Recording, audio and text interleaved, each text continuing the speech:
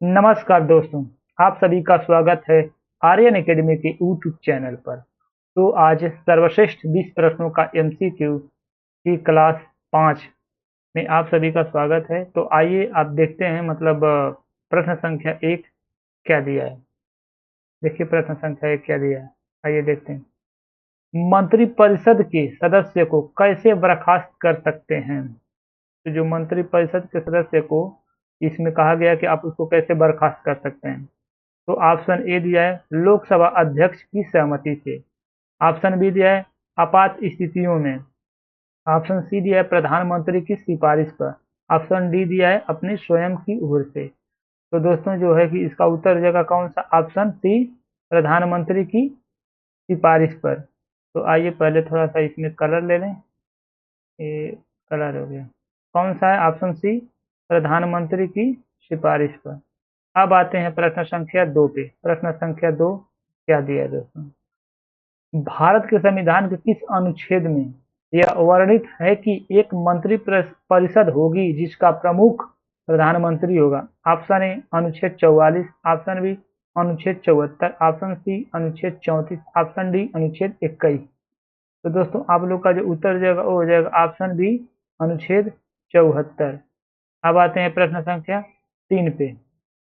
प्रश्न संख्या 3 देखिए, निम्नलिखित में से कौन सा अनुच्छेद भारत के प्रधानमंत्री की नियुक्ति से संबंधित है? तो ऐसा कौन सा अनुच्छेद है जो भारत की नियुक्ति होती है प्रधानमंत्री की, भारत के प्रधानमंत्री की जो नियुक्ति होती है उसमें से ऐसे चारों ऑप्शन में से आप लोग बताइए। जैसे कि देखिए कि कौन सा अनुच्छेद जो है कि उससे संबंधित है। तो आइए देखते हैं। ऑप्शन ए अनुच्छेद 356, ऑप्शन बी अनुच्छेद 32, ऑप्शन सी अनुच्छेद 75, ऑप्शन डी अनुच्छेद 348। तो दोस्तों आप लोग का जो उत्तर हो जाएगा वो हो जाएगा ऑप्शन सी अनुच्छेद 75। अब आते हैं प्रश्न संख्या 4 पे। प्रश्न संख्या 4 देखिए दोस्तों क्या कह रहा है। भारत का प्रधानमंत्री होता है मतलब कैसे? तो देखिए ऑप्शन ए लोकसभा द्वारा निर्वाचित किया जाता है, या ऑप्शन बी संसद द्वारा निर्वाचित किया जाता है, ऑप्शन सी राष्ट्रपति द्वारा नियुक्त किया जाता है, ऑप्शन डी लोकसभा में बहुमत पार्टी द्वारा नामांकित किया जाता है। तो जैसे आप लोग का इसमें से ऑप्शन कौन सा हो जाएगा, उत्तर कौन हो जाएगा, वो हो जाएगा ऑप्शन सी राष्ट्रपति द्वारा नियुक्त किया जाता है। अब आते हैं प्रश्न संख्या 5 पे। निम्न में से किसने 1979 में भारत के प्रधानमंत्री मोरारजी देसाई की जगह ली? तो आइए देखते हैं। Option A Jagjivan Ram, option B Chandrashekhar Azad, option C Charan Singh, option D Devilal. तो जैसा कि हम इसका देख पा रहे हैं चारों ऑप्शन में से जो उत्तर होगा वो हो जाएगा ऑप्शन सी चरण सिंह। अब आते हैं प्रश्न संख्या 6 पे। प्रश्न संख्या दोस्तों 6 क्या दिया है, देखिए 1978 में भारत के प्रधानमंत्री निम्नलिखित में से कौन थे? जब 1978 में पूछ रहा है कि भारत के प्रधानमंत्री कौन? देखिए ऑप्शन ए दिया है Gulzari Lal Nanda, option B Morarji Desai, option C Charan Singh, option D Lal Bahadur Shastri. तो दोस्तों हम लोग का जो प्रश्न संख्या 6 का जो इसमें उत्तर दिया है वो दिया है ऑप्शन बी मोरारजी देसाई। अब आते हैं प्रश्न संख्या 7 पे। किसी राज्यसभा सदस्य के लिए भारत का प्रधानमंत्री बनने की न्यूनतम उम्र क्या है? तो आइए देखते हैं प्रधानमंत्री बनने की न्यूनतम उम्र क्या है, कम से कम उम्र क्या है। तो आइए देखते हैं। Option A 18, option B 25, option C 30, option D 35। जो हम लोग का राइट आंसर हो जाएगा प्रश्न संख्या 7 का वो हो जाएगा ऑप्शन सी 30। अब आते हैं प्रश्न संख्या 8 पे। लोकसभा के चुनावों के लिए पात्र होने के लिए न्यूनतम उम्र क्या है? ऑप्शन ए 25 वर्ष, ऑप्शन बी 30 वर्ष, ऑप्शन सी 21 वर्ष, ऑप्शन डी 18 वर्ष। तो जो हम लोग का उत्तर हो जाएगा प्रश्न संख्या 8 का वो हो जाएगा ऑप्शन ए 25 वर्ष। अब आते हैं प्रश्न संख्या 9 पे। राष्ट्रीय एकता परिषद की पहली बैठक किस वर्ष हुई थी? Option A 1955, option B 1951, option C 1962, option D 1965। तो दोस्तों हम लोग का जो उत्तर हो जाएगा वो हो जाएगा ऑप्शन सी जो दिया है 1962। अब आते हैं दोस्तों प्रश्न संख्या 10 पे। प्रश्न संख्या 10 पे दिया लोकसभा में अविश्वास प्रस्ताव पारित होने पर किसे इस्तीफा देना पड़ता है? ऑप्शन ए लोकसभा अध्यक्ष, ऑप्शन बी विपक्ष का नेता, ऑप्शन सी मंत्रिपरिषद, ऑप्शन डी राष्ट्रपति। तो दोस्तों हम लोग का जो राइट आंसर हो जाएगा वो हो जाएगा ऑप्शन सी मंत्रिपरिषद। अब आइए दोस्तों देखते हैं प्रश्न संख्या 11। राष्ट्रपति किसके परामर्श से संसद के सभी सत्र आयोजित और स्थगित करते हैं? ऑप्शन ए अध्यक्ष, ऑप्शन बी प्रधानमंत्री, ऑप्शन सी प्रधानमंत्री और लोकसभा में विरोधी पक्ष के नेता, ऑप्शन डी मंत्रिपरिषद। तो दोस्तों हम लोग का जो उत्तर हो जाएगा वो हो जाएगा कौन सा? ऑप्शन बी प्रधानमंत्री। अब आते हैं प्रश्न संख्या 12 पे।